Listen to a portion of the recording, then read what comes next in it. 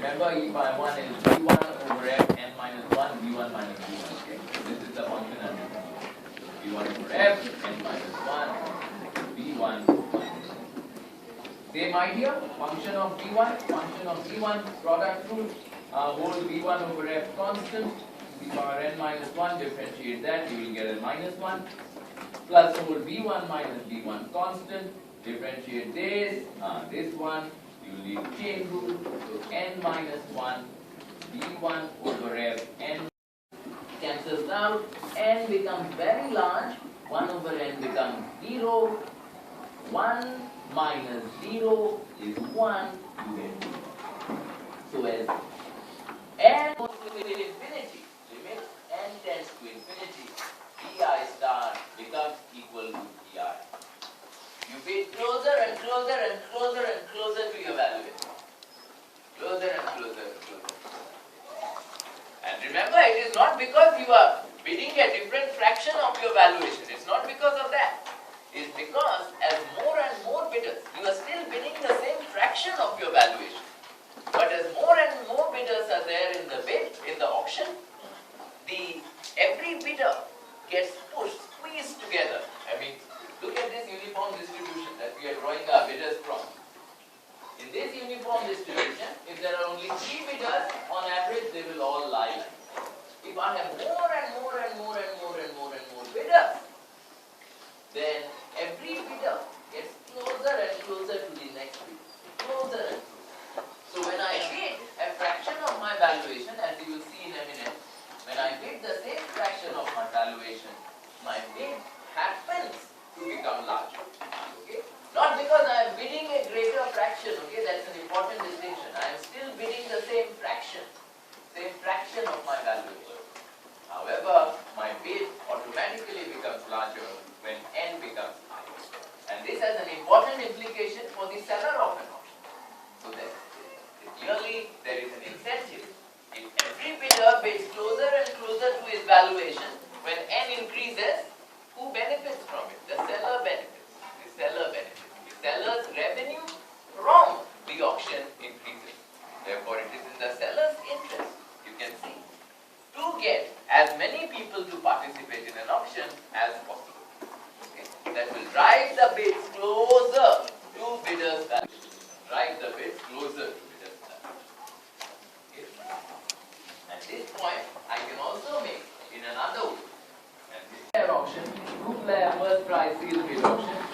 I considered the problem of someone who doesn't know calculus. How does he determine the optimal amount of the bid? And I said to that bidder, no problem. What you do is you assume your bid is the highest, and then you look for the next highest. Then you look for what is the expected next highest, and that happened to be 200. Now I am going to consider the same problem for a bidder in this auction. N bidder here. The question I am answering is, suppose a bidder doesn't know calculus and he comes to me and asks me what is his optimal bidding strategy, what should I answer him, and I am telling you I should answer him this.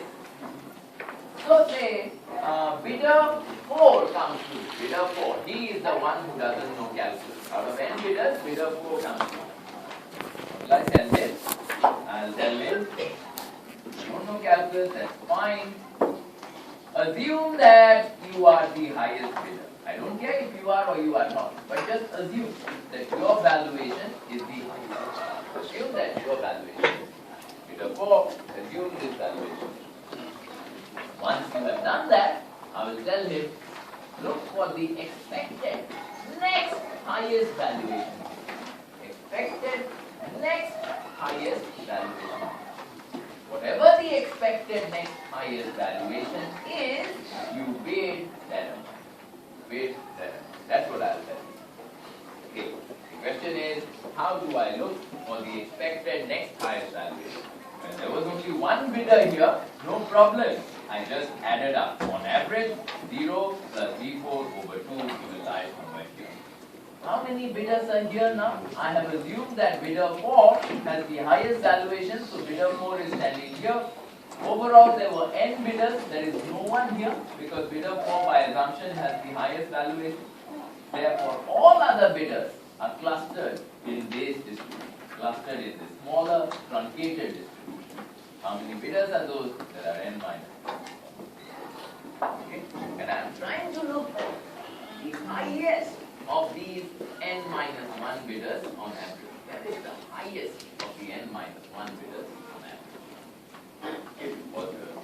To do that, guys, I will refer you. How do you find the highest in this distribution or the highest in any distribution? I will refer you to page 25. The bottom of page 25 has an expression, has a formula.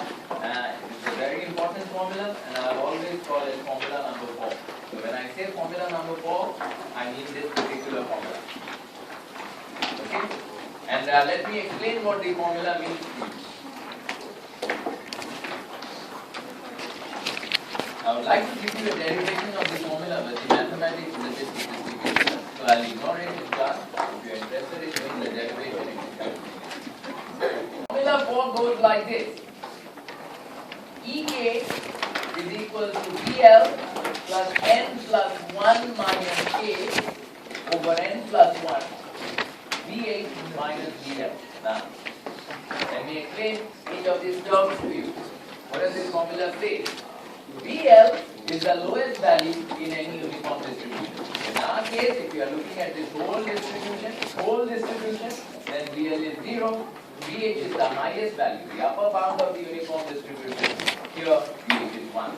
BH is 1. That's what BL and BH mean. N represents the size of the sample. So this is the whole population of bidders here. You have drawn n of them randomly out of this population. N of them randomly out of this population to conduct your auction. So n represents how many bidders are there have you drawn from this distribution. That's n. Okay. K represents the term you are looking for. For example, if you are looking for the average highest value in a given distribution, K is equal to 1. Average highest value, K is equal to 1. If you're looking for the average second highest value in the distribution, K is equal to 1. If you're looking for the average third highest value, K is equal to 2. If you're looking for the average lowest value, K is equal to n. N highest value or the lowest value. So K stands for what value are you looking for on average? Highest value, the second highest value, or the third highest value? Which highest value are you? Okay. So E1, for example, stands for the average highest value in a sample. Okay, that is drawn from this formula. E2 stands for the average second highest value. E3 stands for the expected third highest value, and so on and so on. And it is very, very important for you to understand what it means to say expected highest value, expected second highest value, expected third highest value is important for you.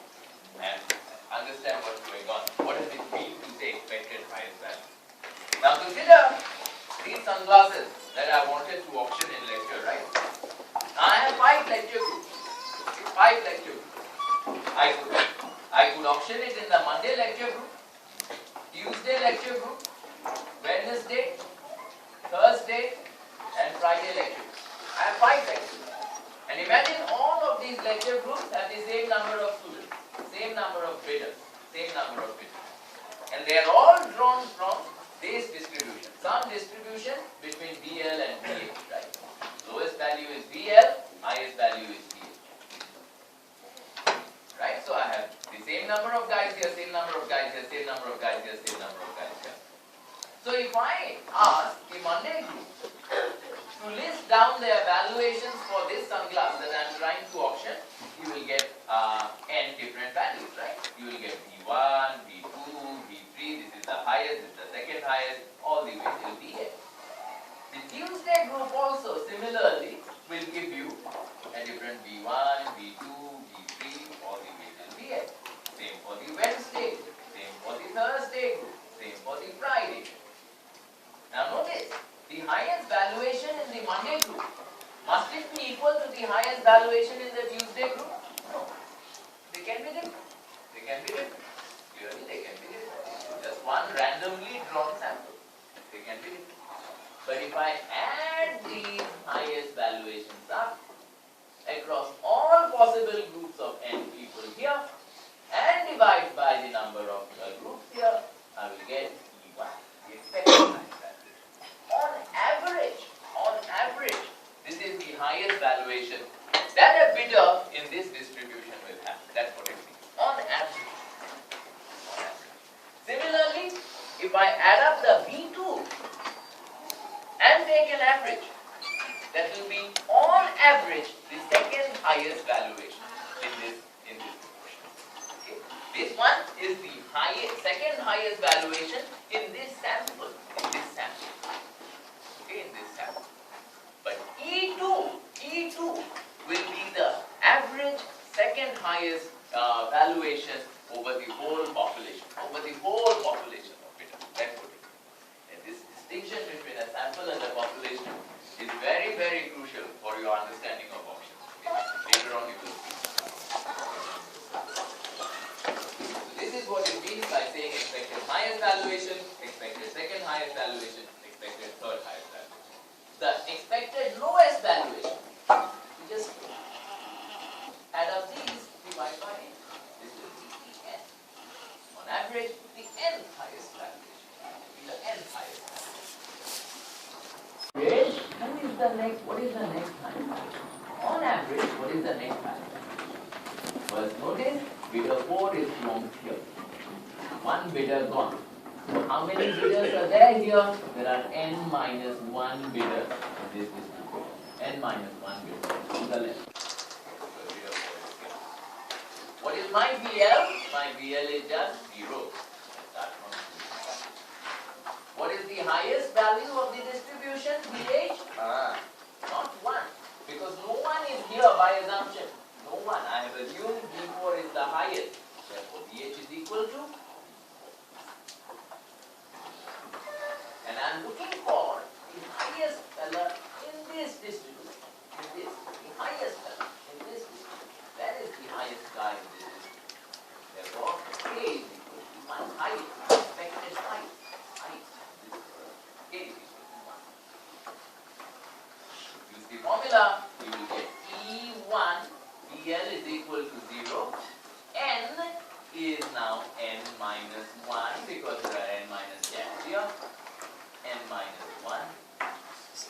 N is n minus 1, there is a plus 1. And then there is K. K is 1, so minus 1 over n plus 1. N is n minus 1 plus 1.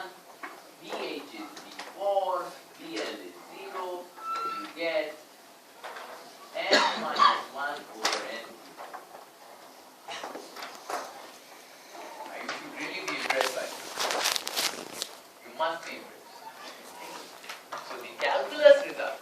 Calculus tells you that you should be bidding n minus 1 over n V4. When you optimize your expected payoff function with respect to your bid, you get that result. I can derive the similar result by using this general rule. Assume that your valuation is the highest.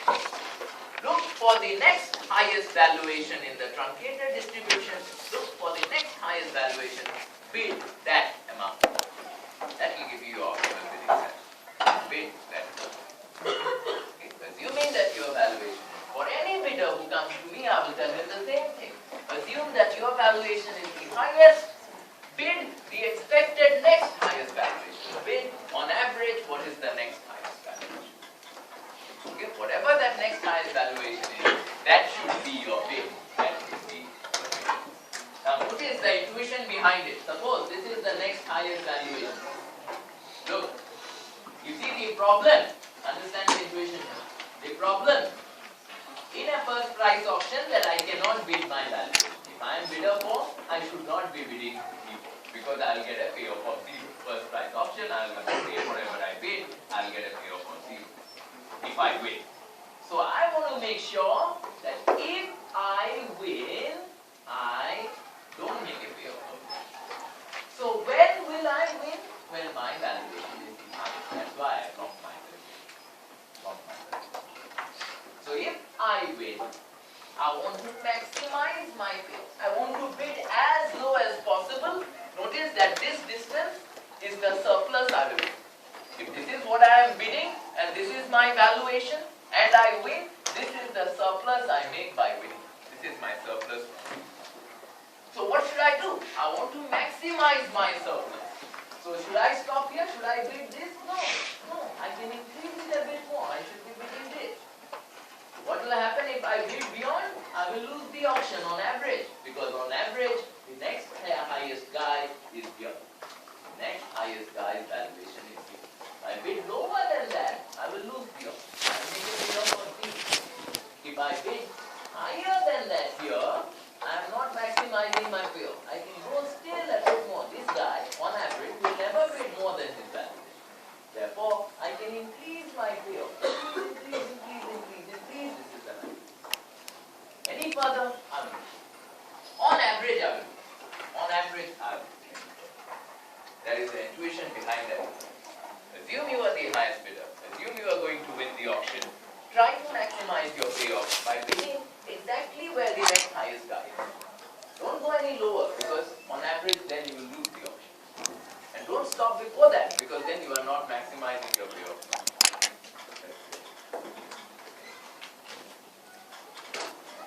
In general, formula number 4 allows you to find the expected highest valuation. In a very general scenario where you have BL as the starting value of a distribution and BH as the ending value of the distribution. Now BL can be any number.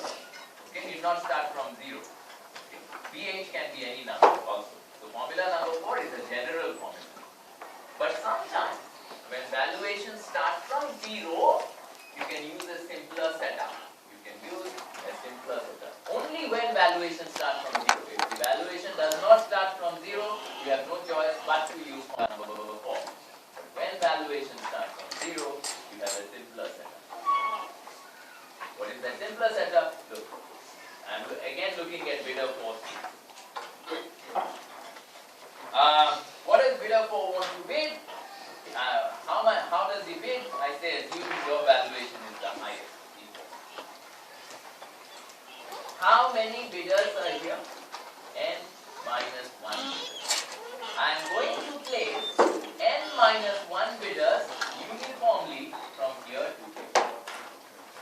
Now notice, if there were 2 bidders in this distribution, if there are 2 bidders in this distribution, on average, where will the bidders be placed? Say 0 to 1. On average, where? One guy will be placed here, one guy will be placed here. In other words, I am breaking down this line segment into 3 parts and assuming that on average, one bidder will lie at this part, one bidder will lie at this part. That's how you break it down. On average, okay? Not always, on average. On average.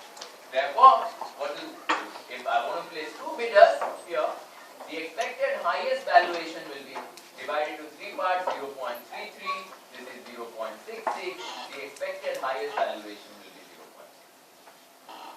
The expected second highest valuation will be 0.6. On average, if I draw 2 bidders at random from this population of bidders, then on average, the highest guy will have a valuation of this. On average, the second highest guy will valuation.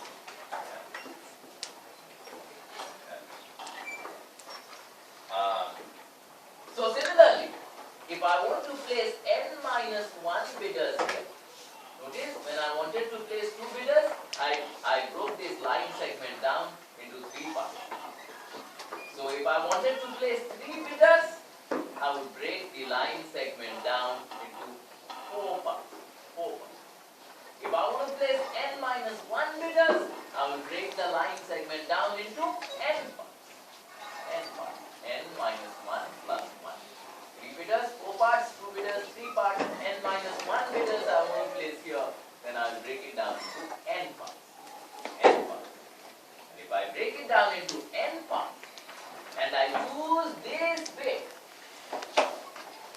what will that value be? Each part, if I am breaking it down into 1 part, this is 1 over N, this is 2 over N, this is the second bidder, expected lowest valuation, expected second lowest valuation, expected third lowest valuation, this is the highest valuation. The highest valuation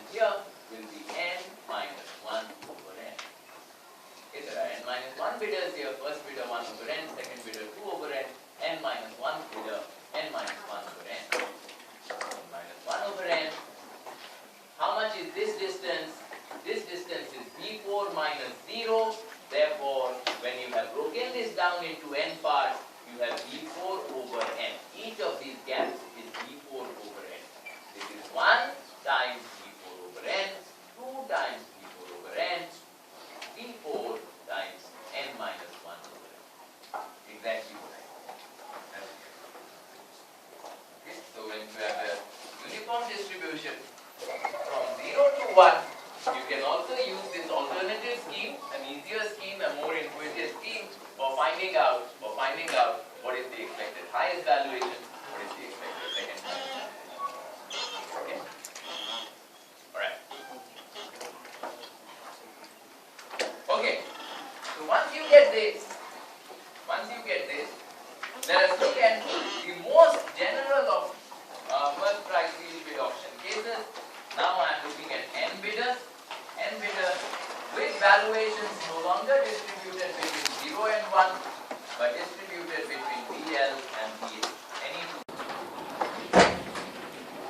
Okay. I want to find the bidder optimal bidding strategy. Let me stick to bidder 1. So I want to find bidder 1's optimal strategy. B1 stuff. Same idea as before. Looking if bidder 1 bids B1, I know he subjects himself to a lottery. Lottery means he might win or lose.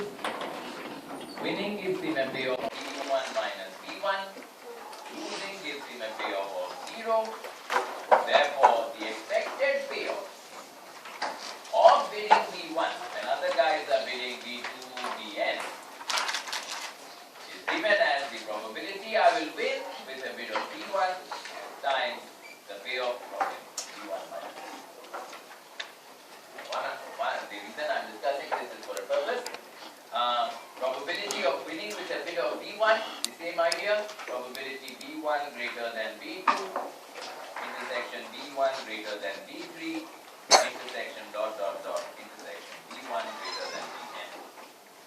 I must be the highest bidder if I am to win this auction. Okay, I must be the highest. And the next step, since bids are independently distributed, why? Because valuations are independently distributed. Therefore, you write it as B1 greater than B2 times probability B1 greater than B3 times probability B1 greater than B3. Next step, you have a problem here. You don't know how to get an expression for this. You need an expression to use calculus. Don't know how to get an expression for this. So you have to somehow make use of this distribution. This is the distribution in valuations. You have to replace these fellas with their respective values. That's where the belief comes. Every bidder believes that the other bidder is bidding a fraction of it. Doing that, replacing this and making B the subject of the formula, you will get this. Probability B1 less than B1 over F times probability B1 less than B1 less than B2 less than B1 ref, B3 less than B1 ref. Same idea as before, okay? Probability Bn less than B2. Okay, so you know there are n minus 1 terms here. Each of the terms will be the same. I just want to focus on what is this term. Okay, so B1 over F again, arbitrarily chosen value, B1 over F. I am looking at the probability that a randomly drawn bidder has a valuation that is less than B1. In other words, I am looking at the ratio of this line segment over this line segment. Now, notice that because your valuation does not start from 0, this fellow will be B1 over F minus L. Okay, the length of this line segment is B1 over F minus L. The length of this line segment is no longer 1 minus 0 equal to 1, is BH minus L. Okay, BH minus. Therefore, the probability of this fellow here is simply B1 over F minus BL over BH minus. This is the problem.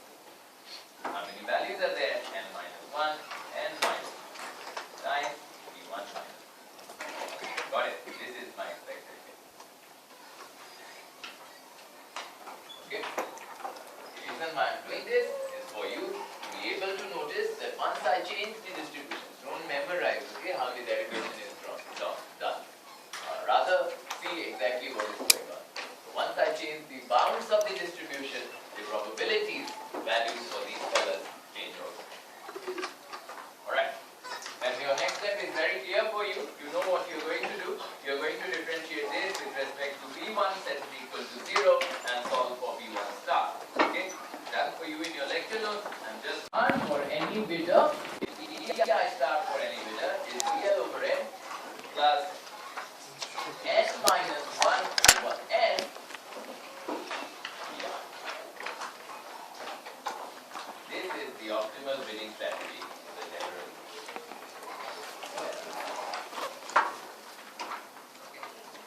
Now, notice something. Suppose I had 4 bidders. Let me give you an example. What does this mean? I had 4 bidders uniformly distributed between say 0 and 10. 0 and 10. 4 bidders uniformly distributed between 0 and 10. Then for since I'm using a general distribution, let us say 2 to 10. 2 to 10. And I am a bidder, I am the 4th bidder. Then my bidding, I had, this is the uniform distribution between 2 to 10. Say I had n is equal to 4 bidders. I'm going to show you how to calculate formula number 4. Okay? Now again, V1 star derived by calculus, the optimal bidding strategy for bidder 1 is given as this. Okay?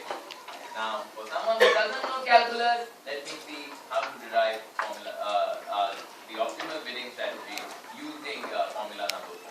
Notice, because this formula presumes that you are not starting at 0, then you cannot use our other simpler method. You have to stick to formula number 4. So what will I do?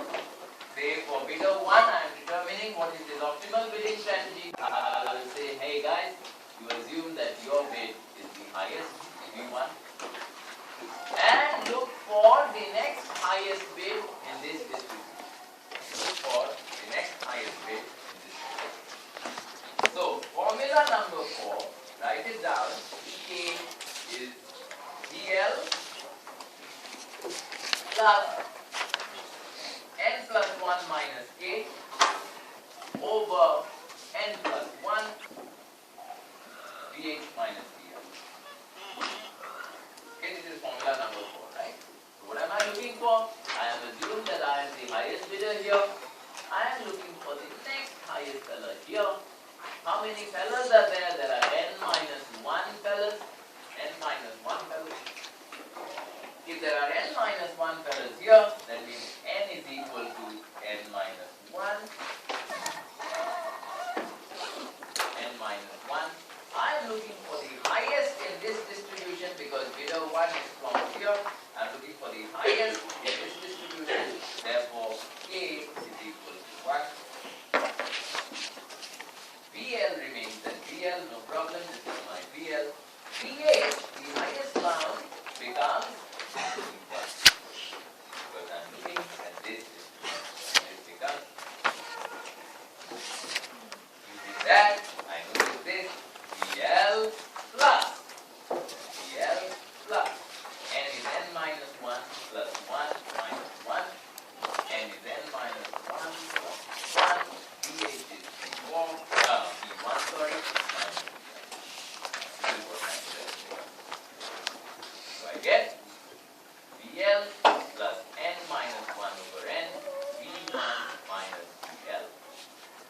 And this, you will get VL minus, I'm just breaking this term up, minus VL times n minus 1 over n plus V1 n minus 1 over n. Okay, I've just broken this term down. Simplify this, you will get n VL minus n VL plus VL over n plus V1 n minus 1.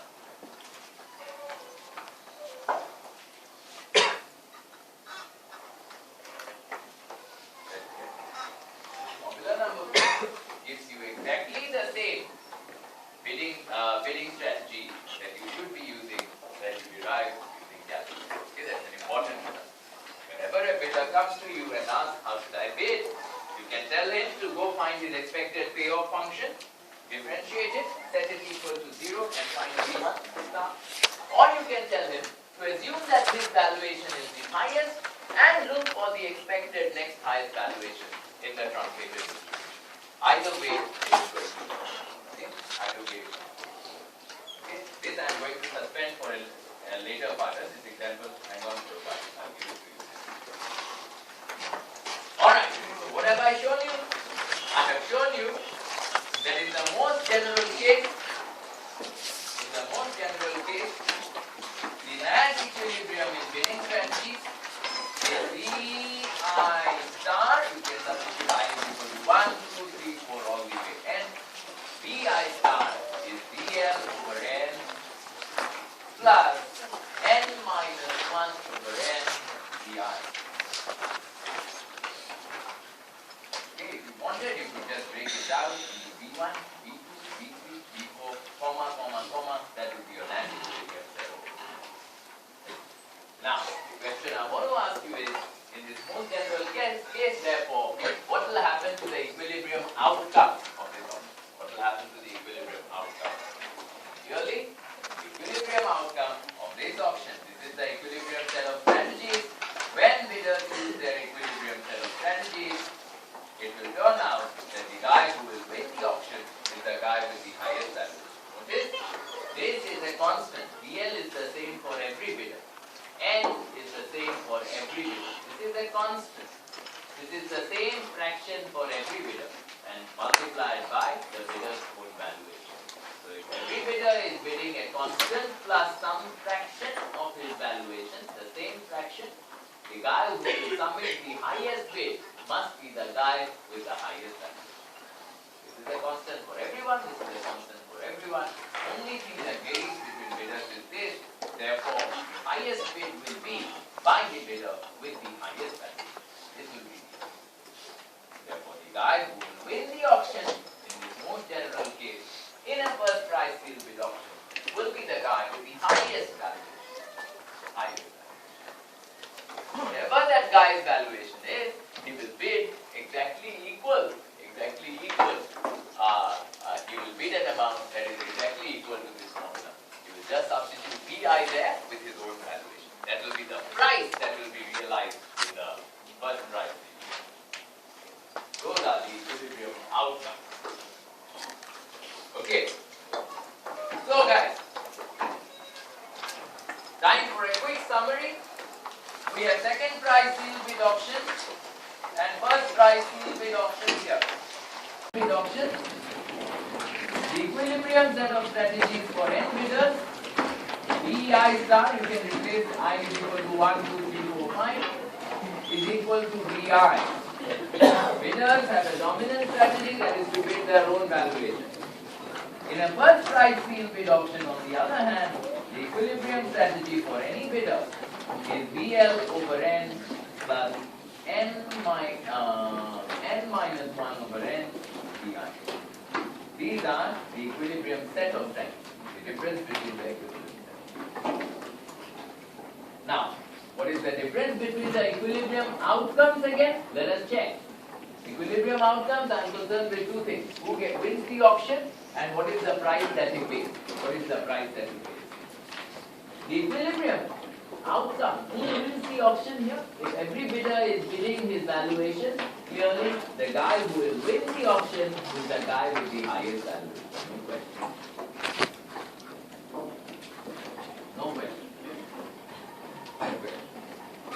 Similarly, I have just asked you who will win the auction here. Same thing. The guy with the highest valuation will make the bid, highest bid, and he will win. The winner will be the guy with the highest valuation here and the highest valuation. And from that, I conclude that both auctions form, whether it is a first price auction or a second price auction, both auctions are efficient. By efficient, I mean that both auctions are such that in equilibrium, the guy who wins is the guy who values the good the most. If an auction delivers the good to the guy with the highest valuation for the good, then we call an auction efficient. That is the definition of the efficiency of an auction. Okay? An auction auction is efficient if it gives the good to the guy with the highest valuation. Okay, so we have figured out who the winner is. Winner is this, winner is this state. Okay, and this is regardless of any auction. Okay, so if you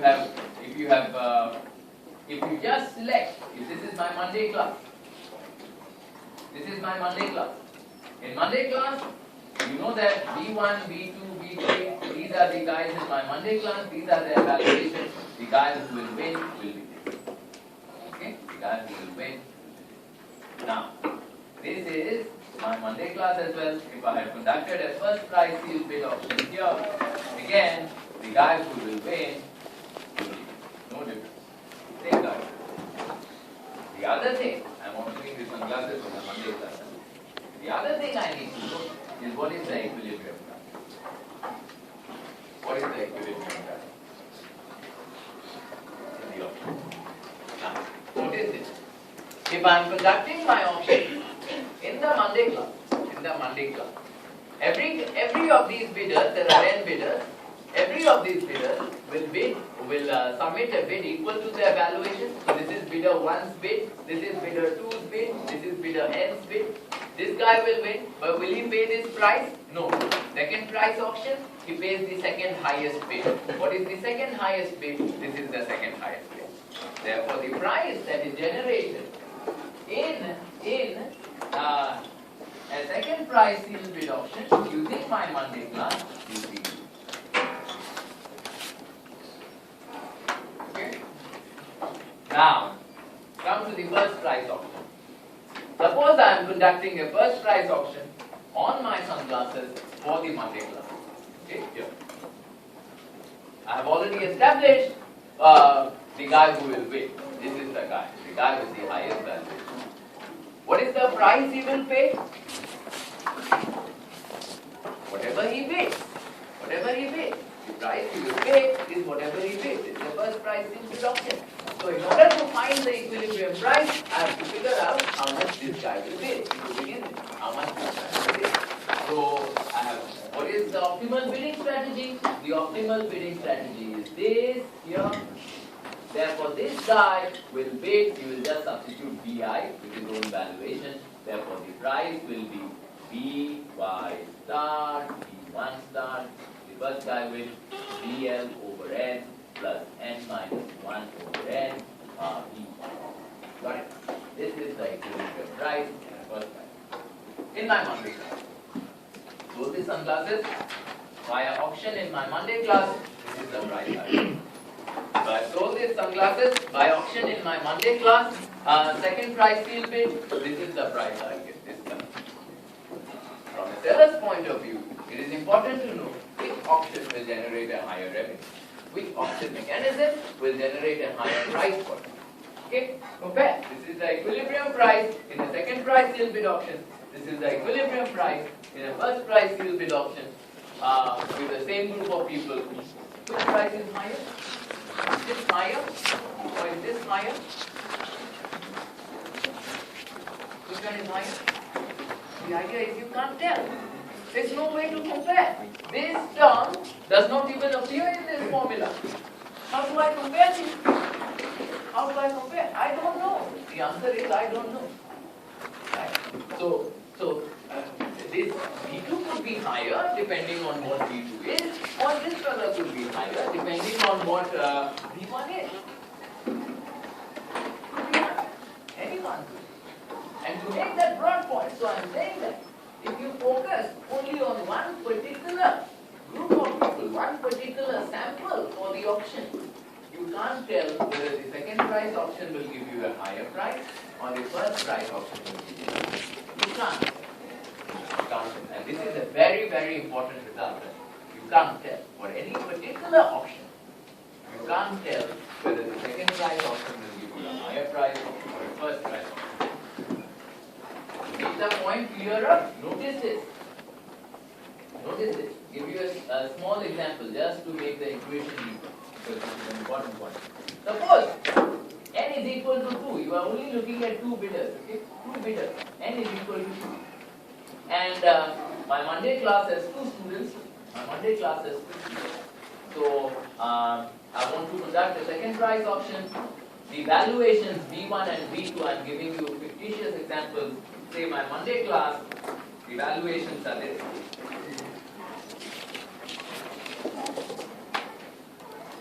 Here, the valuations are 0.75 and 0.20.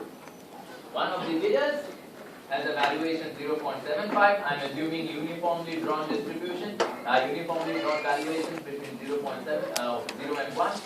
So in my Monday class, there is a guy who has a valuation 0.75, another guy has a valuation 0.2. N is equal to 2. Now let me see what happens if I conduct a first price auction. Let's start with second price, easier. Second price auction, this guy will bid this. Bidder's dominant strategy is to bid valuations. This guy will bid this. This guy will win. What will be the price? The price in a second price sealed bid auction will be 0.2. On the other hand, if I conducted a first price sealed bid auction in my Monday class, then the guy who will win will still be the guy with the highest valuation. I have shown you this. The price that I will get in a first price sealed bid auction is whatever he will bid with two bidders, standard uniformly distributed values. You already know that the optimal bid is to bid half your valuation. We showed this at the beginning of the lecture. So if my valuation is 0.75, I will bid half of that. Therefore, I will have to pay that amount. First price auction 0.7. Half of 0.7. Which gives me a higher? Price? Yes. First price auction gives me a higher price. This particular auction, if I conduct my auction in the Monday class, first price auction gives me a higher price. Now see what happens if I conduct the auction in the Tuesday class. And as it turns out, my Tuesday class, the two fellas in my Tuesday class have valuations of this. 0.75 and 0.5. These are the valuations in my Tuesday. Quite possible. These are the two guys with these valuations in my Tuesday. Therefore, if I conduct a second price sealed bid auction, this guy will win. But what is the price he will pay? He will pay second highest bid. So PSPSB will be 0.1. On the other hand, if I conducted a first price auction, this guy will win. And how much will he bid? Because that will be my price. That price will be 0.75. That's half of 0.375. Which gives you a higher price? Second price. The idea is, essential idea, I can't overemphasize how important this idea of distinction is. If you are conducting the two auctions on a given selection of bidders, Monday class or Tuesday class or Wednesday class or Thursday class, if you are conducting the auction on a given sample of bidders, there is no guarantee which auction will give you a higher revenue. Depending on what your sample is, depending on who your bidders are, depending on what their valuations are, either the first price auction will give you a higher price or a second price auction will give you a higher price. Can't tell. It's important.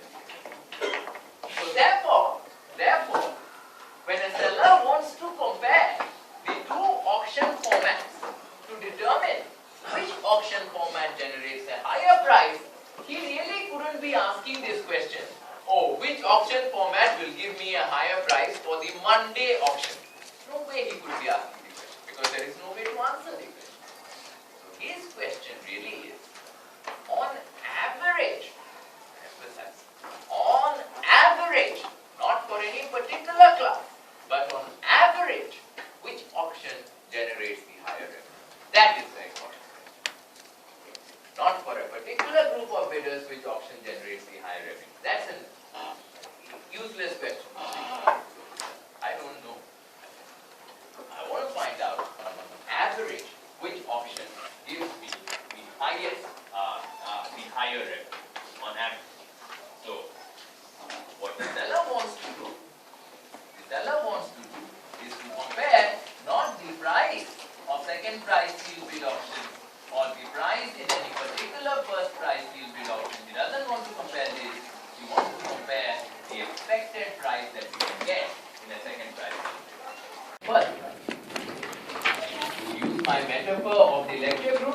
If I won't go, if I conduct a first price auction in my Monday group, Tuesday group, Thursday group, Wednesday group, and Friday group, similarly, if I conduct a second price auction in my Monday group, Tuesday group, Wednesday group, Thursday group, Friday group, on average, where will I get a higher return? That's what I'm interested in. That's what I'm interested in. On average, which auction will give me a higher return? And how do I find that? Very simple. Look, this is an important, you would be thinking, second price sealed bid auction, first price sealed bid auction, right? The buyers, the bidders there are using different equilibrium strategies. The equilibrium strategies in the two kinds of auction formats are different, right? Now notice what happens to the expected revenue for the expected price. Okay, pay attention. In a second price sealed bid auction, I know that I will get the second highest valuation, right? Everyone bids their valuation, so I know that in any particular auction, I'll get the second highest valuation as my price. That will be the price. But I am not looking for the price in any particular auction, rather, I am looking for the expected second highest valuation. Average, on average, what is the second highest valuation? What is the second highest valuation? Over my Monday, Tuesday, Wednesday, Thursday, and Friday. That's what I'm looking. What is the average valuation for all of them? And this, ladies and gentlemen, you know, is nothing but E2. Expected second highest valuation. E2, formula number 4, E2, expected second highest valuation. Expected second highest valuation. Therefore, use my formula number 2. Find out what happens in a second price. Formula number 2 is here.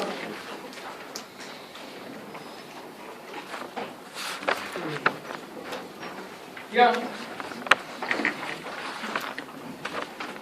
VL plus n plus 1 minus k over n plus 1 VH minus VL. This is formula number 4. Okay, formula number 4. And this is, I'm looking for the expected second highest valuation, which means k is equal to VL remains low, the low value of the distribution, VH remains the high value of the distribution. This is VL, VL. And I'm placing n guys here, and I'm looking for the second highest. First highest guys here, second. So I put n is equal to 2, and I find out this gives me VL plus n minus 1. There are n guys in this. N guys. I'm looking for the expected. On average, where is the second highest? N guys. On average, I'm looking for the second. Okay. So K is equal to 2, VH remains VH, VL remains VL, N is equal to N. N plus 1 minus 2 gives me N minus 1. Then N plus 1 is here, VH. Okay guys, on average, this is the valuation of the second highest card. Therefore, on average, this is the price I will receive from a second price sale bid. This is the seller's revenue on average from a second price. Okay. If you have easy example, suppose there were 4 bidders. Look, there are 4. All of my class groups, Mondays to Wednesday, Monday, Tuesday, Wednesday, Thursday, Friday, have 4 students in them. 4 fellows. And their valuations are distributed, say, between 0 and 10. 0 and 10. Now you know, once the valuation starts from 0, you can break this, you can find out the expected second highest valuation by breaking this line segment between 0 and 10 into 5 parts, 4 plus 1, 5 parts, 0.2, 0.4, 0.6, 0.8, 0.10. The expected highest valuation is here, which is 0.8, and the expected second highest valuation is here, which is 0.6. Therefore, on average, if I conducted a second price auction, 4 bidders uniformly distributed between 0 and 10, I'll get it. Okay. substitute the value for 0 and 10 in here, n is equal to 4 in here, you will get the same result, 0.6. Okay. Now let us look at what happens in the first price. So I have figured this one. Expected price and the second price option. And in our particular example, now let's look at what happens to the expected price in the first expected price in the first price. Okay.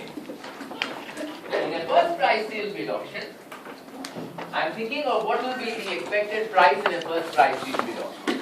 And I know this much. In a first price sale bid auction, the guy who will win will be the guy with the highest valuation. Whatever he bids, that will be my price. That will be my price. But there is a problem to begin with. Who is the guy with the highest valuation? Clearly, the guy with the highest valuation will differ from the Monday class, Tuesday class, Wednesday class, Thursday class, Friday class. In each of these classes, there will be a different highest valuation.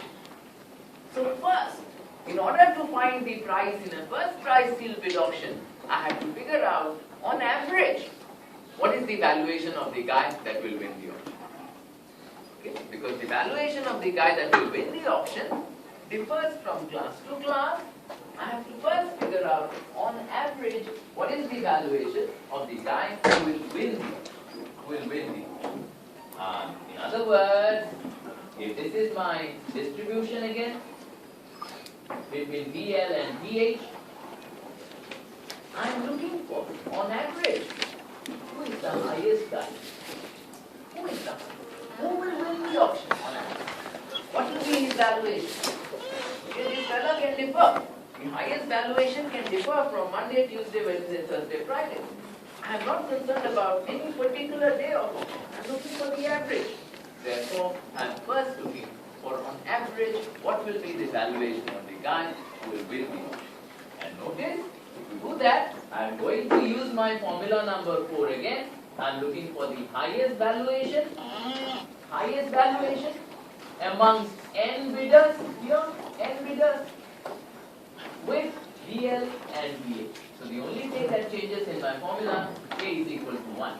BL plus n plus 1 minus 1 over n plus 1. Okay. Got it. Who is this? What is this number? What is this number telling me? This number tells you, on average, this is the valuation of the guy who will win the auction.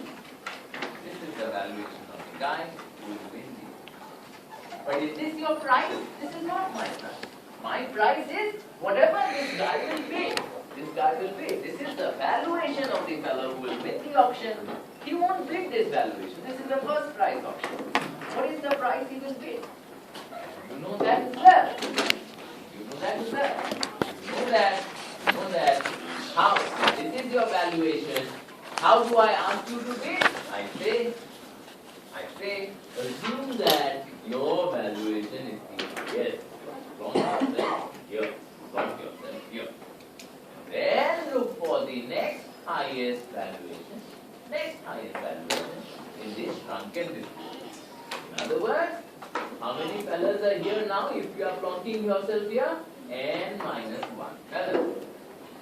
And you are looking for the highest fella in this distribution. So you are looking for K is equal to 1. Your BL remains the same. And your BH is now this. Therefore, you use formula number. Remember, what I am trying to do now is to figure out a guy with a valuation this, how much is he going to pay? That's what I am going to do. That's what I am trying to do. So I use formula number 4 again. With K is equal to 1, N is equal to N minus 1, BL is equal to BL, and BH is equal to this. This is the upper bound. This is where I ask you to. And if this sounds a bit strange to you, or a bit confusing, there is another way.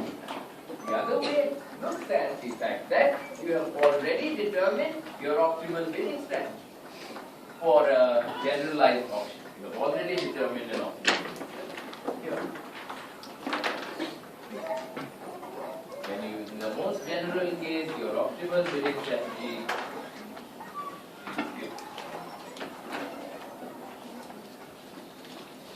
given to you on, I have already found that out, but I can't read out. Given to you on page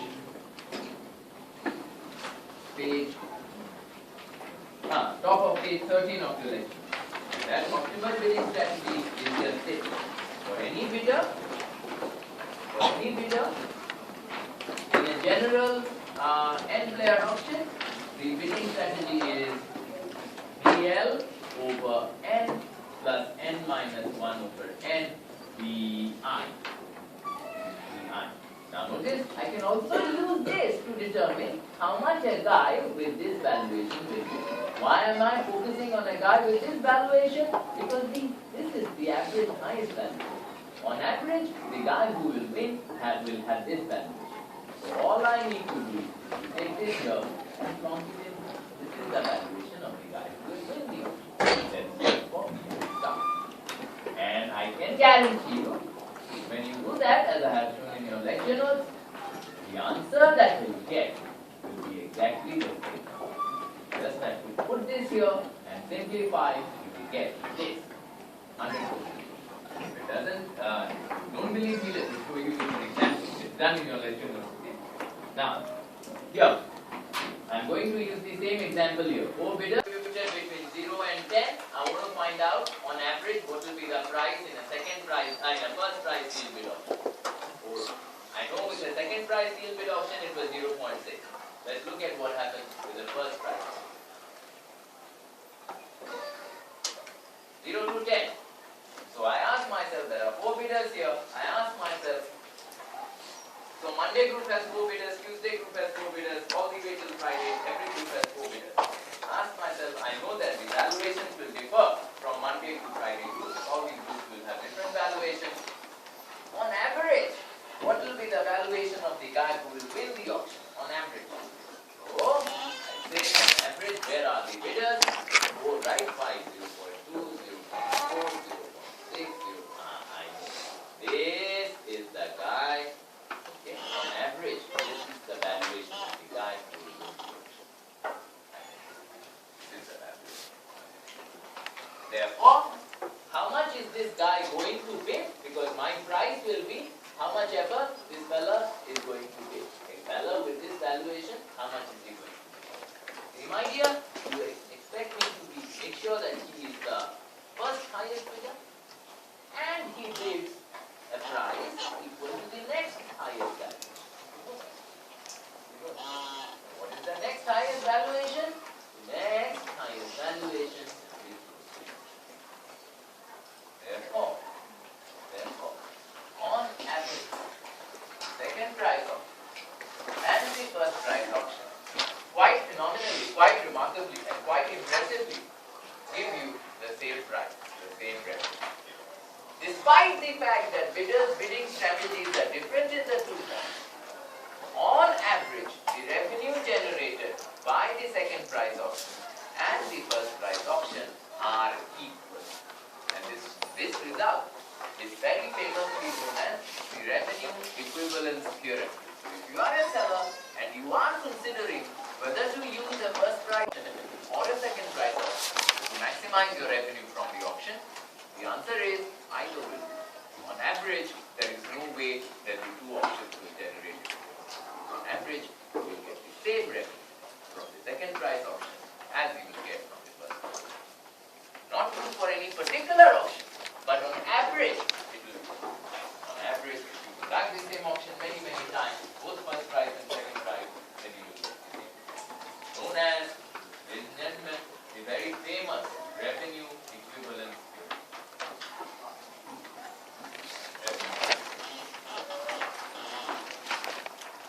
Okay, and in order for the revenue equivalence theorem to hold, because there are certain conditions, we will relax one of these conditions when we come back after the break. But these are the conditions. These are bidding strategies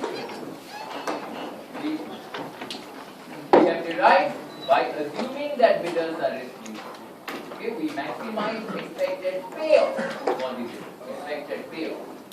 Okay, so these are bidding strategies derived by under the assumption that bidders are risk neutral. So the revenue equivalence theorem is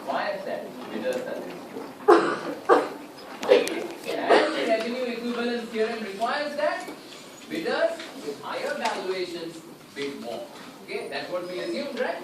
We said every bidder believes that every other bidder is bidding a fraction of his valuation. The same fraction. The bidder has a higher valuation is going to bid more. That also is a requirement for the revenue equivalence theorem. Okay guys, let's take a break. Of the next section of the lecture, I am going to drop the assumption and consider what happens to bidders' optimal bidding strategies and the equilibrium outcomes when bidders are no longer risk neutral, but when bidders are risk averse. Okay? Risk averse. Now, just for comparison, remember that when bidders were risk neutral, in a first price auction, the optimal bidding strategy was to bid a fraction of the valuation. Let me consider the two-bidder case. The two-bidder case. The optimal bidding strategy was VI star is equal to VI over 2, the two-bidder case. And the optimal bidding strategy here was VI star. In the second price auction, VI star is equal to VI, your true valuation. And given that bidders use these equilibrium strategies, the equilibrium outcomes were the same on average. The expected price in a first price auction was equal to the expected price in a second price auction. And the winners were the same. The guys with the highest valuation won the auction. Okay, this is the two-bidder case. Now, I want to first investigate when bidders are no longer risk neutral. Okay, when bidders are no longer risk neutral, how does their equilibrium outcome change? How does their equilibrium strategy change in a second price auction? Okay, in a second price auction, what is bidders' optimal strategy if bidders are risk averse? And I'm going to give you the result and show you that it's true as well. In a second price auction, when bidders are risk averse, I'm going to claim that the bidders' optimal strategy is still to bid their valuation. Does not change. Does not change. Okay? And why does it not change? Simple reason is this. If you bid higher than this valuation, 3 plus x, you bid higher than this valuation, whatever your true valuation is, you bid higher, then you might either lose or you might win. Right? Whatever the payoff is, now listen, whatever payoff you got, we have seen this with the risk neutral case. Either when you bid higher, either you get the same payoff as you get by bidding your valuation, or you get a lower payoff. That's why this dominated this with risk neutral bidding. Notice what I'm saying. Either you get the same payoff, or you get a lower payoff. Now you will say, yes, Suman, you are correct, but risk averse bidders don't care about payoff. They care about utility. They don't care about payoff, they care about utility. Then I'll tell you that, okay, listen to this sentence again. Either their payoffs are the same, or their payoff is lower by bidding a higher valuation compared to bidding their valuation. If their payoffs are the same, then what can I say about their utility? The utility function of wealth is UW. If your W is the same, the value for UW must be the. So if your payoffs are the same by bidding higher as it is true by bidding your valuation, then your utilities must also be the same. And if your utility is lower by bidding higher than your valuation compared to bidding your valuation, if your payoff is lower, then your utility must also be lower. Therefore, I can make the claim that by bidding higher than your valuation, either you will get the same utility as bidding your valuation, or you will get a lower utility. Simply because I have already demonstrated to you in the last lecture that by bidding higher than your valuation, you will either get the same payoff or a lower payoff. Therefore, by bidding higher than your valuation, you will either get the same utility or a lower utility. Similarly, bidding lower than your valuation either gives you the same payoff as bidding your valuation or gives you a lower payoff. We have seen this last time. Therefore, follows that bidding lower than your valuation either gives you the same utility as bidding your valuation or gives you a lower utility. Therefore, follows that even with risk aversion, bidding your valuation is the dominant strategy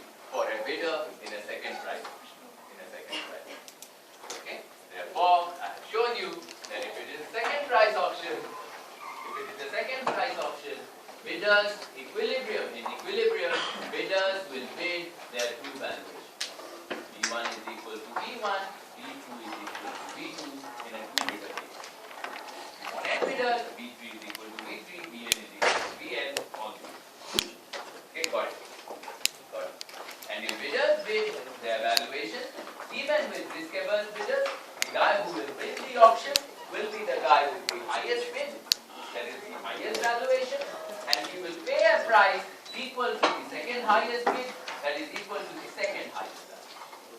And therefore, the revenue that you get from the second price auction with risk-neutral bidders and with risk-averse bidders will be the same revenue. Whether bidders are risk-averse or risk-neutral does not matter to you if you are conducting a second price auction. On the other hand, bidders' optimal bidding strategies change for a first price auction.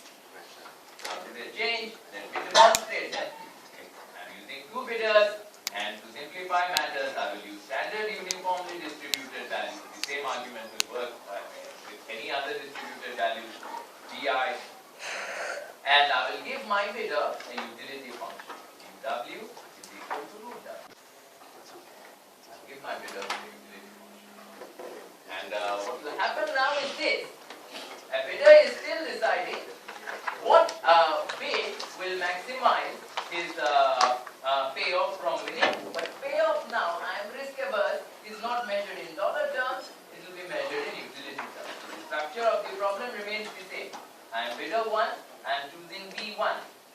The moment I choose B1, I expose myself to a lottery.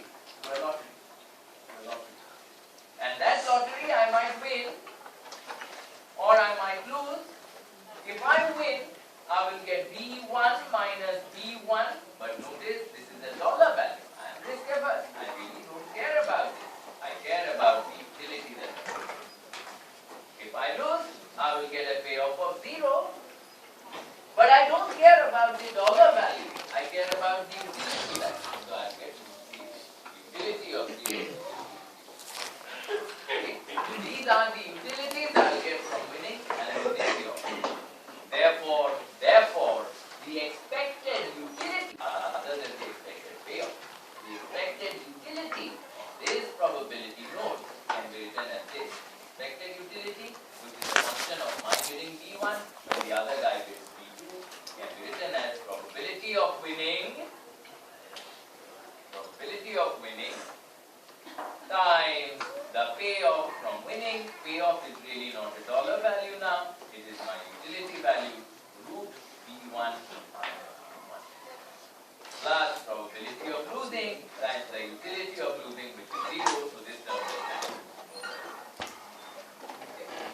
And clearly guys, whether I am risk averse or risk neutral or risk loving, that is not going to change the probability with which I win. It will still be the same. Probability win is equal to probability B1 greater than B2. Then you will replace B2 with FB2, make B2 the subject of the formula. You will get probability of win and probability B2 less than B1 over F. Same probability. That does not change. And B2 less than B1 over F, we found out is this line segment over this line segment, B1 over F over 1, which is B1 over F. Right? 1 over F. 2 B1 minus. Got it? This is the expected utility of B1 when the other guy is B1. My problem still remains the same. I am choosing a value for B1 to maximize my expected. That's what I am trying to do. Okay, previously I was maximizing my expected payoff at dollar value simply because I was risk neutral. Now I am maximizing a utility expected. Okay, if you want to do that, you will find that DEU over DB1, deriving a first order equation, product rule again, you will find that hold this constant B1 over F, differentiate this, we will get half B1 minus B1 to the power of minus half times minus 1 kin plus B1 minus B1 square root to the power half rather, differentiate this to the 1. This is your first step. You will set it equal to 0 and you will get an expression for B. And if you do it, you will get B1 star, this is top of page 23, B1 star is equal to 2/3. Got it? Bidders of optimum strategy in a first price free bid auction with two bidders and standard uniformly distributed value is to bid 2/3 of its value. Is to bid 2/3. Compare this with how much a risk neutral bidder was bidding under the same framework. He was bidding half his value. Clearly, the risk averse bidder bid more. Risk averse bidder compared to a risk neutral bidder in a first price auction. In a second price auction, it does not matter. Both bidders will bid the same amount because it's the dominant. But with the first price auction, a risk neutral bidder bids lower than a risk bidder. Therefore, the revenue generated on average for the seller from a first price auction with risk averse bidders will be greater because bidders bid more. The revenue generated by a first price auction on average with risk averse bidders will be greater than with risk neutral bidders. So if a buyer is going to conduct a first price auction, if a buyer knows that let us all the bidders in this class are risk averse, I know I want to sell my sunglasses, all the bidders in this class are risk averse, what form of auction mechanism will I choose? I will choose a first price auction. Okay, I will choose a first price. That gives me a higher revenue on average compared to a second price. Revenue equivalence theorem breaks down when bidders are risk averse. Yes, bidders are risk averse. That's an important point. Okay. So when bidders, what is the intuition? Why do bidders more, guys? Why do bidders bid more when they are risk averse? The idea is the reason. Look, the reason why I bid lower. You remember this? We did this. The reason why I don't bid my valuation in a first price auction is because if I win, I'll get a payoff of 0. Therefore, I want to bid lower than my valuation. And as I keep lowering my bid, I told you two things happen. My surplus increases from winning. Yearly my surplus increases. But my probability of winning decreases. Probability of winning decreases. And if the probability of winning decreases, my probability of losing increases. And if I lose, I make a 0 payoff. 0 payoff. Therefore, if I am risk averse, you can see I would take to lose whatever little I can win also. Suppose I bid this much. There is a high chance of my winning, but I only made this payoff. The difference between D1 and D2. Here, I can make a greater payoff, but there is a higher chance of my losing. Losing means I am even not getting this payoff. I am losing even this payoff. I will get 0 if I win. So if I am risk averse, immediately, in order to lower the probability of my losing the auction altogether, making a 0 payoff altogether, I am willing to give up some surplus from winning. I am willing to bid a bit more. I am willing to bid SBI. By bid lower, surely there is a chance that my payoff from winning will be higher. But there is a greater chance that I might lose and get 0. I don't want that. I am risk averse. So I am willing to give up some of this payoff. Some of this payoff in order to increase the probability. So we looked at what happens to the optimal bidding strategies when bidders are risk averse. Now consider the other case. Let's say bidders are risk neutral and sellers are risk averse. Bidders are risk neutral and sellers are risk averse. Now you just need to know this result, guys. The proof is not a part of the syllabus. But those of you who are statistically inclined, who don't mind integration, there is a simple example in your study guide, okay? I think it's example 5.2 in your study guide, you can have a look at it. But it's not part of the syllabus. So I'm going to ignore it, but I'll give you the result anyway. Now look, so bidders are risk neutral, but sellers are risk averse. I'm trying to figure out what would sellers prefer. Would they prefer first price auction or would they prefer second price auction? Now, sellers, if they are risk averse, they care about two things. They care about two things. When they want a first price, suppose they choose a first price auction. Clearly, a first price auction exposes them to a lottery, and that lottery has an expected payoff. What is that expected payoff? This is the expected payoff, expected price of a first price field bid.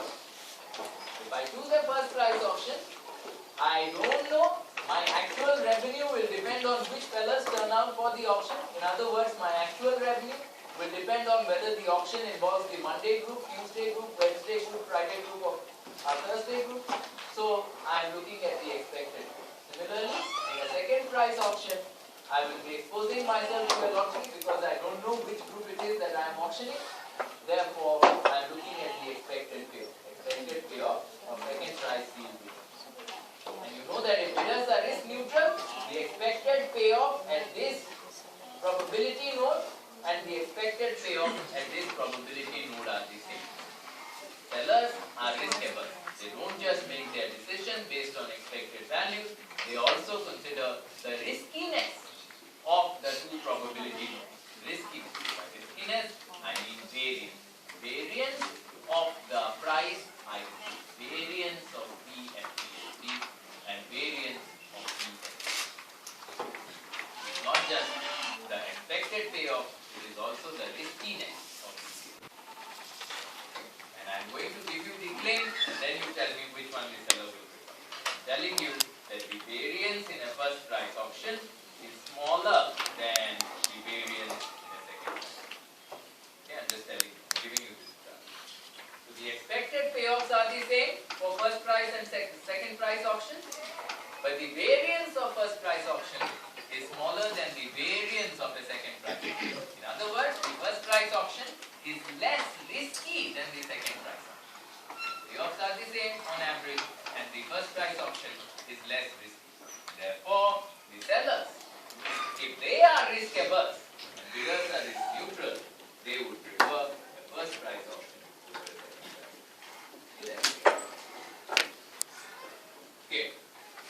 So sellers, if buyers are risk averse, sellers prefer a first price auction over a second price auction because they get a higher revenue.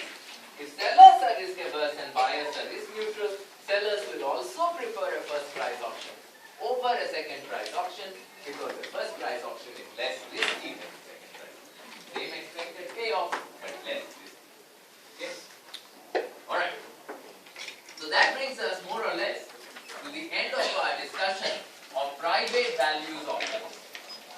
Okay? So far, all the auctions that we have discussed, we have analyzed the auction using the assumption that it is a private valuation auction. In other words, bidders have their own privately known valuations for a good. Now, I will briefly consider the other type of auction called common value.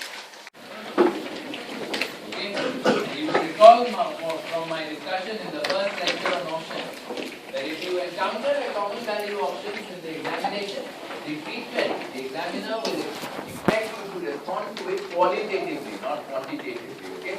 I have given you a description of common value auctions in the lecture note.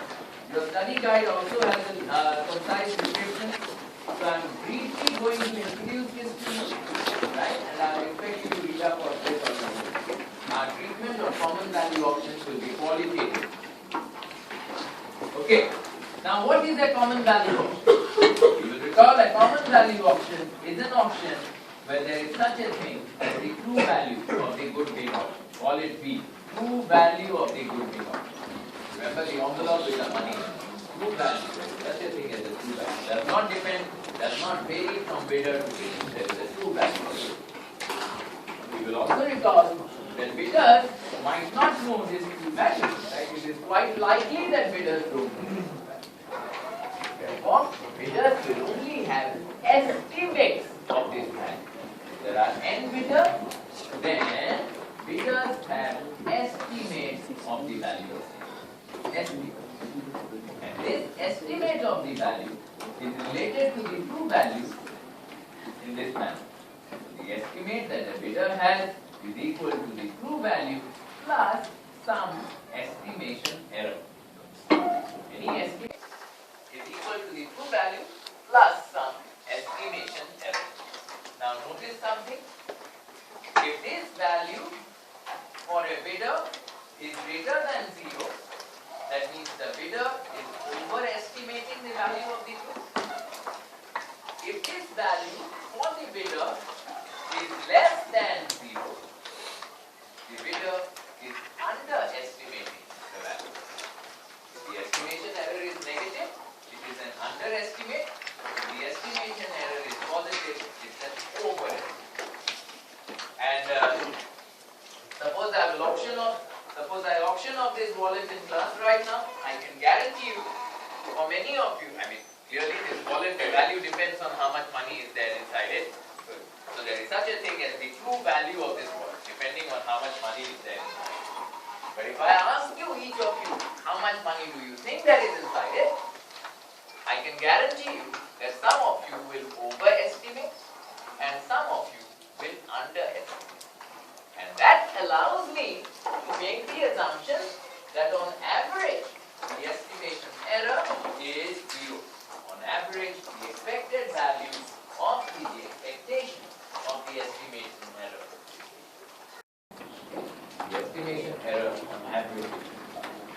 And the estimation errors are not just 0, they are independent of each other. If I take any two bidders, and I find out whether she has overestimated and by how much, that allows me in no way to predict how much he will overestimate or underestimate. They are independent of each other. Just by knowing one fellow's estimation error, I cannot tell how much the other fellow will underestimate or overestimate the value by. With this in mind, that you notice something very, very, very strange happens with the common value option. With the common value. So suppose I assume that bidder estimates are distributed. Let me normally distributed. My treatment of this is going to be qualitative. Okay? So don't worry about the normal distribution. It's going to be qualitative. Doesn't matter. You don't have to do the normal distribution.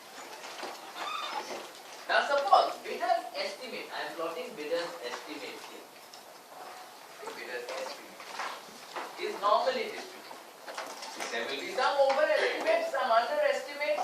Clearly, my assumption is that the estimation error, the average estimation error is 0. When the average estimation error is 0, when the estimation error is 0, the estimate is equal to the true value. So let's call this the true value. This is the mean of the estimate. All the estimates added up and divided by the number of estimates. This is the average value of the estimate which is equal to the true value. Now notice that. So there are several bidders there. Bidders' estimates are distributed along this line. Some estimates are here, some estimates are here. Estimates are distributed along this line. Notice something very, very funny that happens. If bidders participating in this common value option bid equal to whatever they estimate the value to be, bid equal, which of these guys will win the auction? Guy that will win the auction will be this guy. He has the highest estimate. He will win the auction. He has the highest estimate. Highest estimate. So if he bids this amount, he will win the auction. And if he wins the auction, it's the first, say it's the first price auction, he will have to pay this price. He will have to pay this price. Therefore, what is his payoff? His payoff is the true value of the good minus whatever price he pays. Means call it D1 hat. D1 hat. And what do you notice that? The true value is here. The price he is paying is here. The winner of the auction wins, but suffers from a negative payoff. This phenomenon is called the winner's curse. You win, but you only win because you have overestimated. Win, only win because you have overestimated value. Even if it were a second price auction, this guy would have still won the auction. What would he have paid? He would have paid the net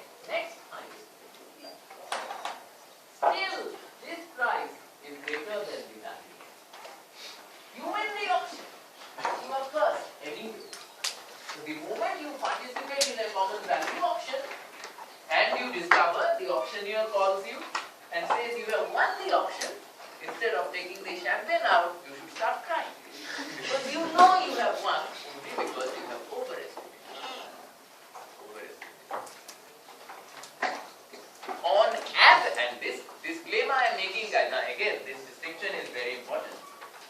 I am saying that on average, if you participate in many common value auctions, then it will come that if you win, your payoff will be negative. This is not true for, and otherwise there cannot be common value auctions, right? I mean, if this is true, you surely cannot have a common value auction because whoever wins is going to cry, so I might as well not participate. You must understand the distinction between one particular auction and overall. So it is quite possible that the bidders who turn up for one particular common value auction are only these bidders. It's quite possible. In such a case, I will not suffer from a winner's curse. In this particular auction, not suffer from a winner's curse. Not suffer from a winner's curse. It is quite possible that the bidders who turn up for the auction are these three bidders. In such a case, regardless of who wins, they will suffer from a winner's curse. This winner's curse phenomenon is an average phenomenon. On average, if you do the auction many times, then the winner, on average, will have a negative rate. On average, not for any particular common value, but on average, if you conduct the common value auction many times, the winner will have a negative rate. So what should you do? In order to eliminate the problem of suffering from the winner's curse, what should you do? You say, Suman, I know that this is the distribution of estimates. I am here. On average, I am here. Not that I am here. On average, if I win, I am here. On average, if I win, I am here. So I have got this winner's curse problem. What am I going to do? I am going to discount my bid. Whatever my estimate is, that's not what I am going to pay. I am going to discount my bid.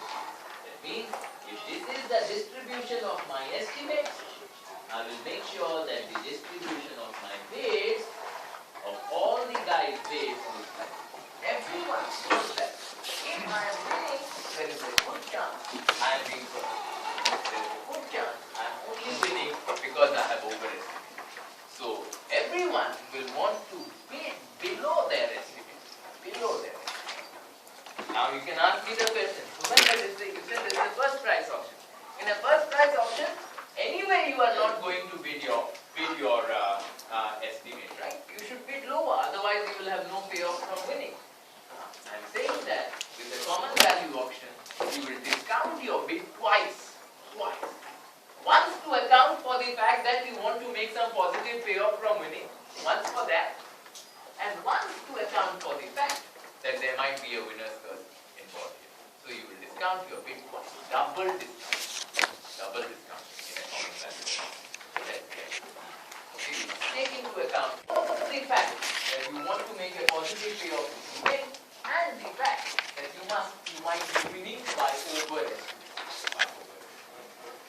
Okay? So you discount.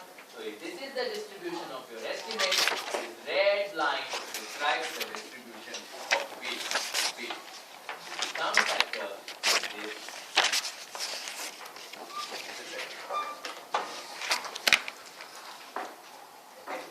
so a guy who on average was estimating this much will no longer on average bid this much, rather he will bid, this is D, right?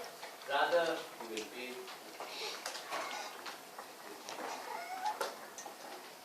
and notice, even with that amount of discounting, I have not completely eliminated the problem of the winner's curse.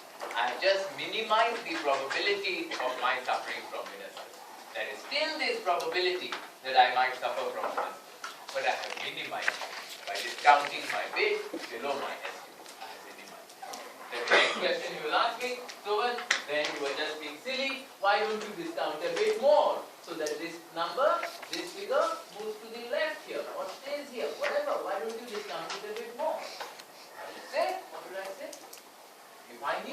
exact amount to discount by, I would not be overestimating in the first place. Right? The fact that I am overestimating means I don't know the true value of it. Therefore, I don't know how much exactly to discount it. I don't know. So I don't have an optimal discount.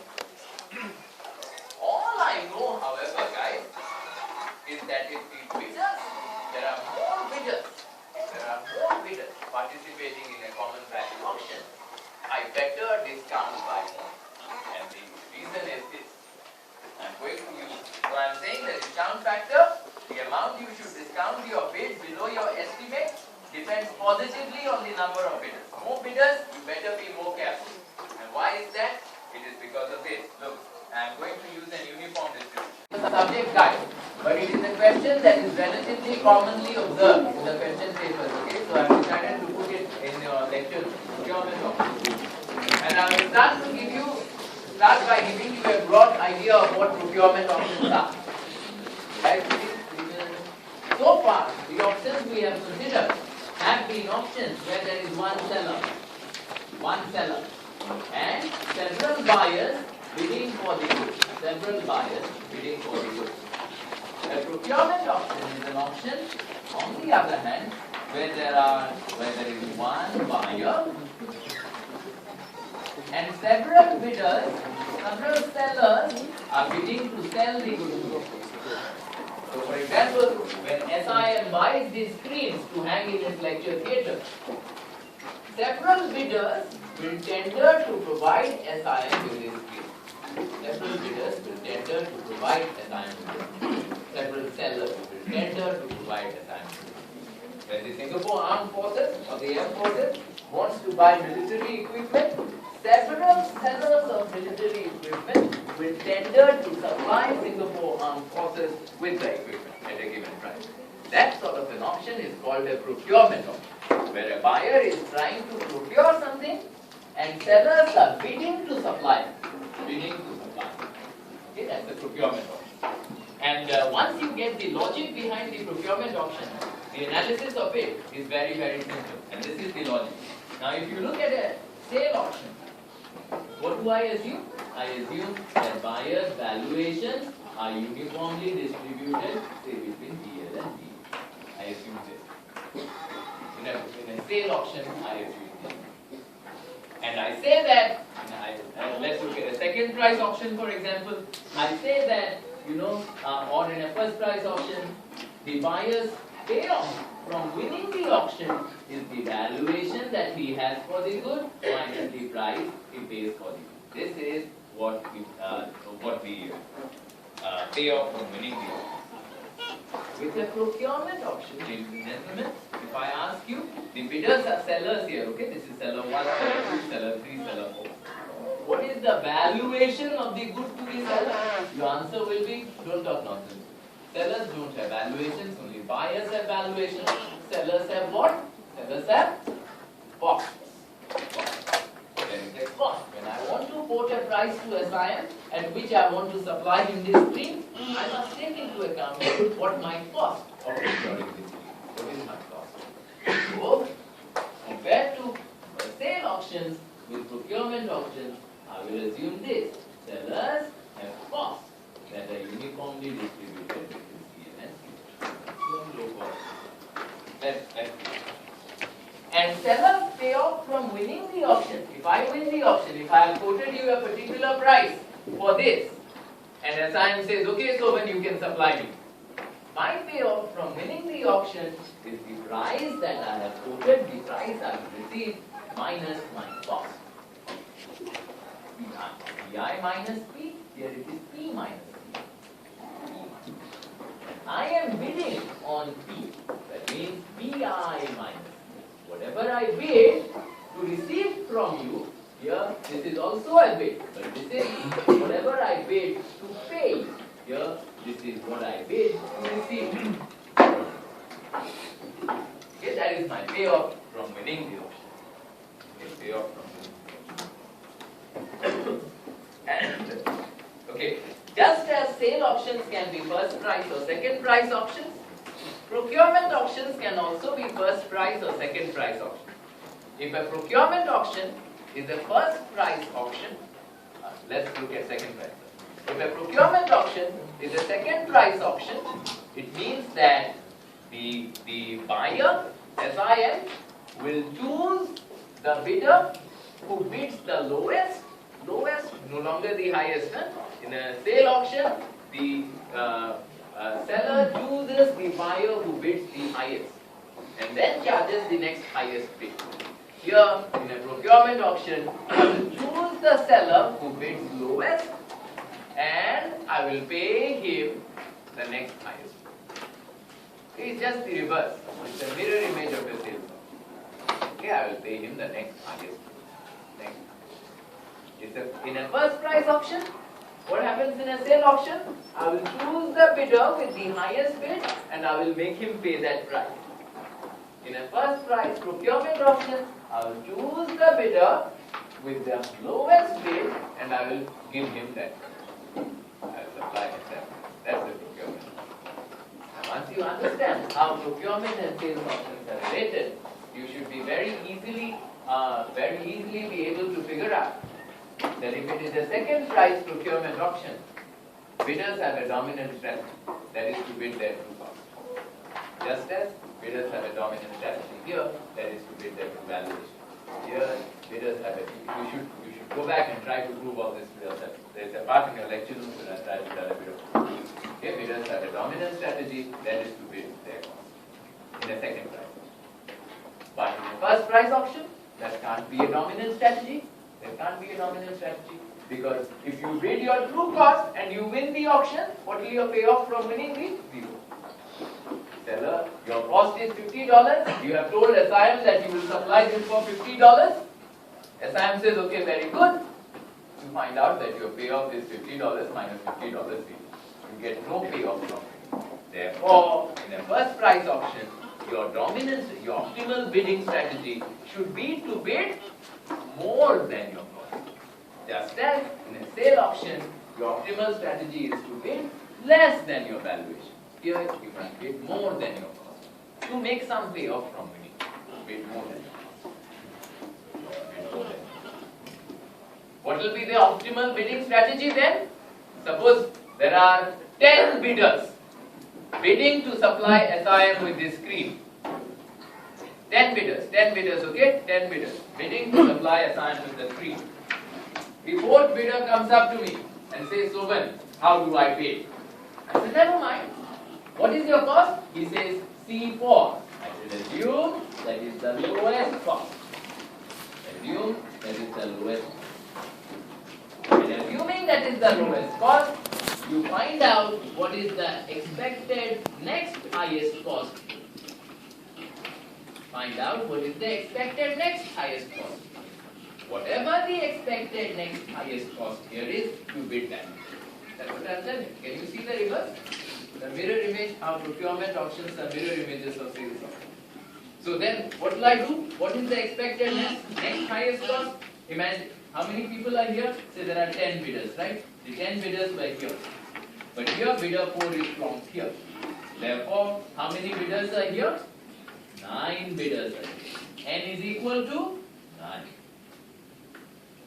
Okay. I'm using what is VL, in our case CL here. CL is just this, C4. What is CH? CH remains whatever it is, CH. CH. And I am looking for the lowest valuation. That is N minus 1 fellas here, N minus 1 fellas. Okay, N 9 fellas. I am looking for the lowest valuation. The lowest valuation amongst 9 bidders is equal to the what highest valuation? The 9th highest valuation. Formula number 4, EK. K stands for the expected KF highest valuation. So if you are looking for the lowest valuation amongst 9 bidders, you will look for the expected 9th highest valuation. K is equal to 9. The lowest valuation is expected to be N highest valuation. Amongst 9 bidders, the lowest valuation is expected 9th highest. K is equal to 9. Substitute all of this into your formula number 4. You will get the ninth lowest valuation, the ninth highest or the lowest valuation in this distribution. You tell bidder 4 to bid 3.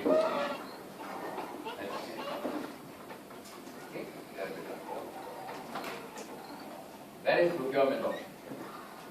It is completely a mirror image of sale option. Revenue equivalence theorem, in this case the price equivalence theorem, will hold as long as both bidders and sellers are in. Options per se.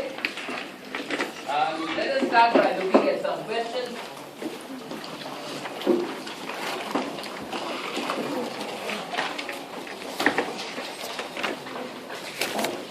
The first question I have in mind is this. 2011, Zone A, question 3. This is the question. So Alex is considering auction formats to sell an antique. Alex is considering auction formats to sell an antique. There are 3 potential buyers, bidders, Ben, Charlie and David, whose valuations are given to you. Valuation of Ben is equal to 2. Valuation of Charlie is equal to 5. Valuation of David is equal to 8. Okay, 3 bidders with this valuation have come for the auction. The bidders know their own valuation. Ben knows this, Charlie knows this, David knows this, but they don't know each other's valuation. What is common knowledge? Ladies and gentlemen, what is common knowledge is that bidders' valuations are distributed uniformly between 0 and 10. In other words, even though Ben doesn't know what Charlie's actual valuation is and David's actual valuation is, he knows that both of them have come from this distribution. Okay, both of them have come from this distribution. Alright. Okay, first question.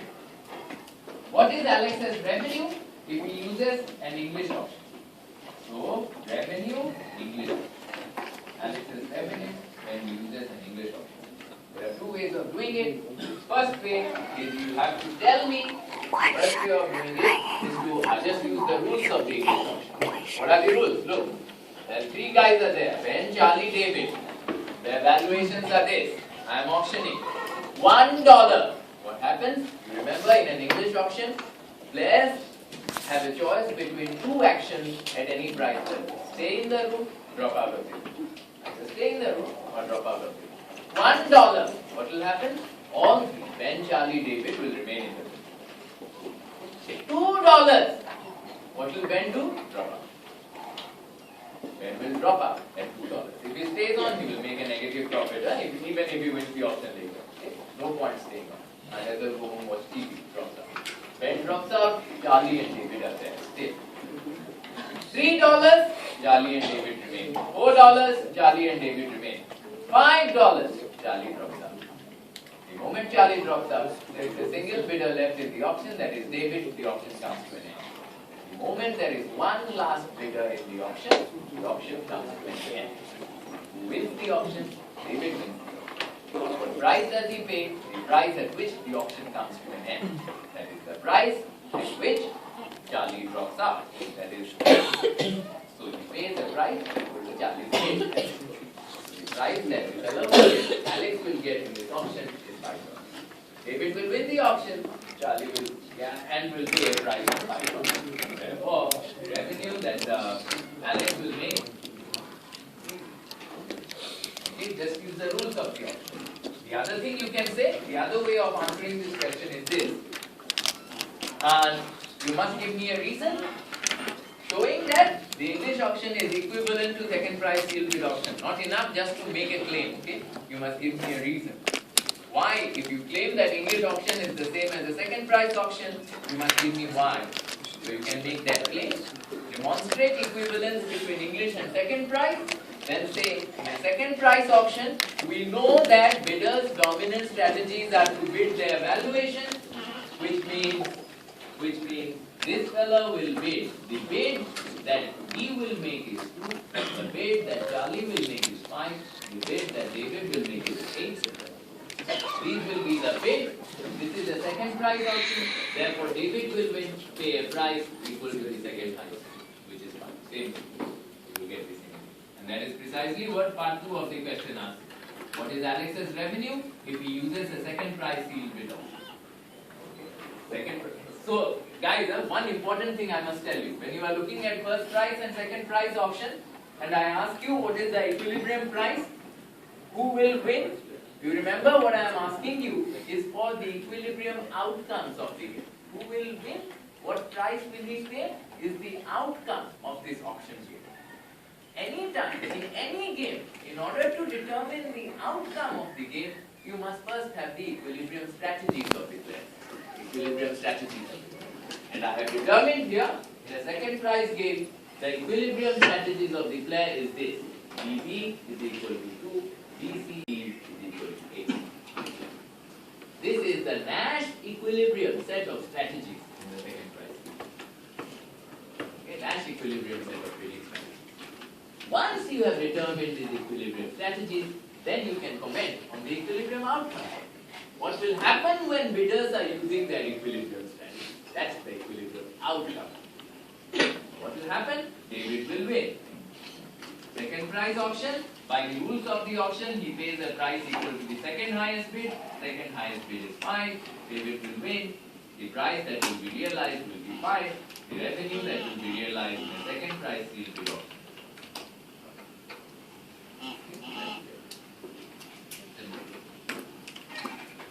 The third question asks this. Determine the bidder's equilibrium strategies in a first prize sealed bid auction. This is part 3. Determine bidder's equilibrium strategies in a first prize sealed bid auction. What is Alex's revenue if he uses this type of auction? Alex's revenue if he uses this type of auction. Well, very simple. The revenue question is very easy to answer, I say. The revenue from a second prize sealed bid auction is 5. By a revenue equivalence theorem, the revenue from a first prize sealed bid auction is also 5. Correct? Correct? It's wrong. Don't write it down. I want you to tell me it's wrong. It's wrong. You can't do this. Why can't you do this? And that's precisely the reason I have been talking about it. Why can't you do this? Why can't you do this? There are 2 reasons for it. First of all, you will tell me one thing. Sopan, this equation is wrong. The revenue equivalence theorem says, on average, the revenue in the 2 auction formats will be the same. On average. Therefore, the revenue equivalence theorem does not say this. It says the expected revenue will be the same. On average. On average. On average. This is one particular auction. Look, the bidder's valuations are known to us. One particular auction. This is like auctioning my sunglasses in a Monday. Not on average. On my Monday. Or Tuesday, whichever group. This is one where bidder's valuations are known. It is referring to one particular auction. You cannot compare the second price auction revenue with the first price auction revenue. Had I not given you this, had I not given you bidders' valuation, I had just told you there are 3 bidders uniformly are drawn from this uniform distribution. Then, you have no choice but to find out on average what will be the revenue generated by the SPSU and on average what will be the revenue generated by it. Okay, had I not given you actual valuations, only a distribution, then you use the revenue equivalence theorem on average. I have given you valuations, right? The revenue equivalence theorem does not hold or it is not required to be. You cannot hold. It is very, very important conceptual. Okay? Alright. So no, not true, okay? Not true. So in order to find out, I have to actually look at what happens. There are 3 bidders. Look, n is equal to 3. N is equal to 3. I already know n bidders distributed between, I know only for 0 and n. Okay, at least I know this, right? I know the general case. In the examination, you have to deduce what is the optimal bidding strategy for a bidder with 3 bidders. That means you have to find expected payoff for bidder 1, expected payoff for bidder 1 as a function of B1, B2 and B3. You have to get this function exactly as we did before. That means you will say probability of winning is probability B1 greater than B2, and that means times probability B1 greater than B3. So for bidder 1, the probability that you will win with a bid of B1 is this. The payoff you will get from winning is B1 minus B1. Then you will use this to find it out from here. What is B1 greater than B2? First you use your beliefs. Probability B1 greater than FB2. You always assume bidders are bidding a linear fraction of their values. This is probability B1 greater than F. This makes it, this probability becomes probability B2 less than B1 over F. This becomes probability B3 less than B1 over F. Okay, you know this by now. B2 less than B1 over F, arbitrarily choose B1 over F. So B2 less than this is B1 over F minus 0 B1 over F divided by 10 minus 0 which is 10. So B1 over F over 10. This probability value is B1 over F over 10 square. This times the same probability times B1 minus B1. This is your expected payoff. BPI B1 comma B2. Then you differentiate this with respect to B1, solve and get the value of B1 star. So say, you can solve it, I'm not going to solve it here. So when you differentiate, you get this. Say you get B1 star is equal to 1 quarter B1. I get this value. I solve for B1, say I get this value, 1 quarter B1. Then what will be the price in this auction? I know that David will bid 1 quarter of 8. Charlie will bid 1 quarter of 5. What will each of them bid? Each of them is bidding 1 quarter of their valuation. Therefore, the Nash equilibrium set of strategies in the first price sealed bid game will be this. 1 quarter B1. B1 is 2. 1 quarter 2 for Ben. This is Ben's bid, comma 1 quarter 5 for Charlie. This is Charlie's bid. 1 quarter 8 for David. This is David. This will be the Nash equilibrium set of bidding strategies. Therefore, who will win? David will win. How much will he pay? This much is for first price. Okay. This will be the price realized in a first price. This will be the seller's revenue.